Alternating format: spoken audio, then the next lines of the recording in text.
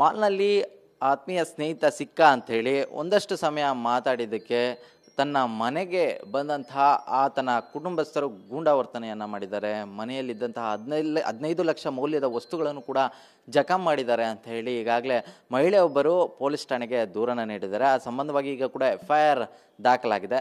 ಸದ್ಯಕ್ಕೆ ಆ ಮಹಿಳೆ ನಮ್ಮ ಜೊತೆ ಇದ್ದಾರೆ, ಅವ್ರನ್ನ ನಾನು ಮಾತಾಡಿಸ್ತಾ ಹೋಗ್ತೀನಿ. ಮೇಡಮ್, ಈಗಾಗಲೇ ನೀವು ಪೊಲೀಸ್ ಠಾಣೆಗೆ ಒಂದು ದೂರನ್ನು ನೀಡಿದ್ದೀರಾ. ನಿಮಗೆ ಪರಿಚಯ ಇರುವಂಥ ವ್ಯಕ್ತಿ ಜೊತೆ ಮಾತಾಡಿದಾಗ ಈ ರೀತಿಯಾದಂಥ ಒಂದು ಘಟನೆ ಆಗಿದೆ ಅಂತೇಳಿ. ನಿಜಕ್ಕೂ ಏನಾಯಿತು ಮಾಲಲ್ಲಿ? ಅದಾದಮೇಲೆ ನಂತರದಲ್ಲಿ ಏನಾಯ್ತು ನಿಮ್ಮ ಮನೆ ಹತ್ರ? ಸರ್, ನಾನು ಗ್ರಾಸರೀಸ್ ತೊಗೊಳೋದಕ್ಕೆ ಫೆಬ್ರವರಿ 2ನೇ ತಾರೀಕು ಗ್ರಾಸರೀಸ್ ತೊಗೊಳೋಕ್ಕೆ ಇಲ್ಲಿ ಭಾರತಿ ಮಾಲ್ಗೆ ಹೋಗಿದ್ದೆ ಸರ್. ಅಲ್ಲಿ ಪಾರ್ಕಿಂಗ್ ಲಾಟಲ್ಲಿ ಅನ್ಫಾರ್ಚುನೇಟಾಗಿ ಇವರು ಶರಣವ್ರು ಸಿಕ್ಕಿದಾಗ 2 ನಿಮಿಷ ನಿಂತ್ಕೊಂಡು ಮಾತಾಡಿದ್ರು, ಹೇಗಿದೆ ಏನು. ಅಷ್ಟು ಮಾತಾಡ್ಕೊಂಡು ಹೋಗಿದ್ದಕ್ಕೆ ಅವರ ಮನೆಯವರು ಮಿಸ್ಸಸ್ ಅವ್ರು ನೋಡಿ ರಾತ್ರಿನೇ ಬಂದು ಅವ್ರ ಮನೆಯವ್ರನ್ನ ಕರ್ಕೊಂಡ್ಬಂದು ಏಕಾಏಕಿ ಮನೆಗೆ ನುಗ್ಗಿ ಗೂಂಡಾಗಿರಿ ಮಾಡಿ ಹೊಡೆದು ಮಾಡಿ ನಮ್ಮನ್ನೆಲ್ಲ ಹರೇಸ್ ಮಾಡಿದ್ದಾರೆ ಸರ್. ಇಲ್ಲಿ ಪ್ರಾಣ ಬೆದರಿಕೆ ಬೇರೆ ಹಾಕ್ಬಿಟ್ಟು ಹೋಗಿದ್ದಾರೆ.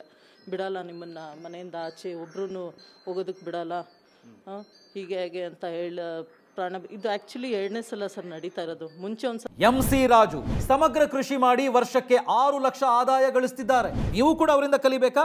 ಅವ್ರ ಜೊತೆ ವಿಡಿಯೋ ಕಾಲ್ ನಲ್ಲಿ ಮಾತಾಡಬೇಕಾ? ಈಗಲೇ ಫ್ರೀಡಮ್ ಆಪ್ ಡೌನ್ಲೋಡ್ ಮಾಡಿ. ಬಂದು ಹೀಗೆ ಗಲಾಟೆ ಮಾಡಿದ್ರು. ಸ್ಟೇಷನ್ ಮೂಲಕ ಕರೆಸ್ಬಿಟ್ಟು ಸುಮ್ಮನೆ ಒಂದು ಮಾತುಕತೆ ಮಾಡಿ ಕಳಿಸಿದ್ರು.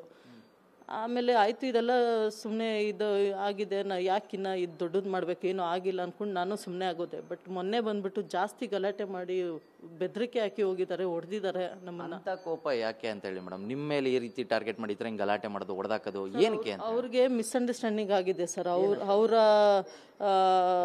ಅವರ ಹಸ್ಬೆಂಡ್ ಜೊತೆ ನನಗೂ ಸಂಬಂಧ ಇದೆ ಅಂತ ಹೇಳಿ ಅವರು ಅಪವಾದ ಇದು ಮಾಡ್ತಿದ್ದಾರೆ, ಅಲಿಗೇಷನ್ ಹಾಕಿದ್ದಾರೆ.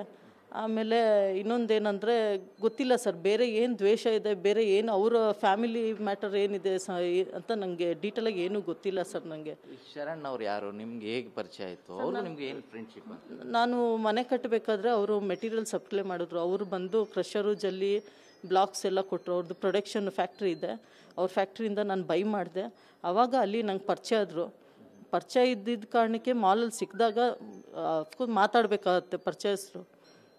ಇಷ್ಟು ಚಿಕ್ಕ ವಿಷಯಕ್ಕೆ ಸರ್ ಇವರು ಏನೇ ಮಿಸ್ಅಂಡರ್ಸ್ಟ್ಯಾಂಡಿಂಗ್ ಇದ್ರು ಬಂದು ಕೂತು ಮಾತಾಡ್ಬೋದಾಯಿತು. ಇಲ್ಲ ಸ್ಟೇಷನ್ ಇದೆ, ಕಾನೂನು ಇದೆ, ಬಂದು ಮಾತಾಡಿ ಒಂದೇನೋ ಇದು ಮಾಡ್ಬೋದಾಯಿತು. ಬಂದು ಮನೆಗೆ ಬಂದು ಗೂಂಡಾಗಿರಿ ಮಾಡಿ ನಮ್ಮನ್ನೆಲ್ಲ ಎದುರಿಸಿದ್ದಾರೆ ಸರ್. ಇದು ಯಾವ್ದು ಸರ್ ಅನ್ಯಾಯ ಸರ್ ಇದು?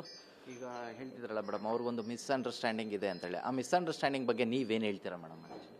ಸರ್, ಅವ್ರ ಮಿಸ್ಅಂಡರ್ಸ್ಟ್ಯಾಂಡಿಂಗ್ ಏನೇ ಇದ್ರು ಸರ್, ಅದು ಅವ್ರ ಫ್ಯಾಮಿಲಿ ಮ್ಯಾಟರ್ಸು. ಮಿಸ್ಅಂಡರ್ಸ್ಟ್ಯಾಂಡಿಂಗ್ ಏನೇ ಇದ್ರು ಅವ್ರು ಕೂತು ಪರಿಹಾರ ಮಾಡ್ಕೊಬೇಕು. ಇಲ್ಲಾಂದರೆ ಅವ್ರು ಲೀಗಲಾಗಿ ಹೋಗ್ಬೋದು. ಅವರು ಕಾನೂನಿದೆ, ಕೋರ್ಟ್ ಇದೆ, ಲೀಗಲಾಗಿ ಹೋಗ್ಬೋದು, ಮಾತಾಡ್ಕೊಬೋದು. ಇನ್ನೊಬ್ಬರು ಮನೆ ಮುಂದೆ ಬಂದು ಏಕಾಏಕಿ ಹಿಂಗೆ ದಾಳಿ ಮಾಡಿ ಗುಂಡಾಗಿರಿ ಮಾಡೋದಕ್ಕೆ ಯಾರಿಗೂ ಏನು ಅರ್ಹತೆ ಇಲ್ಲ, ಯಾರಿಗೂ ಇದು ರೈಟ್ಸ್ ಇಲ್ಲ ಸರ್.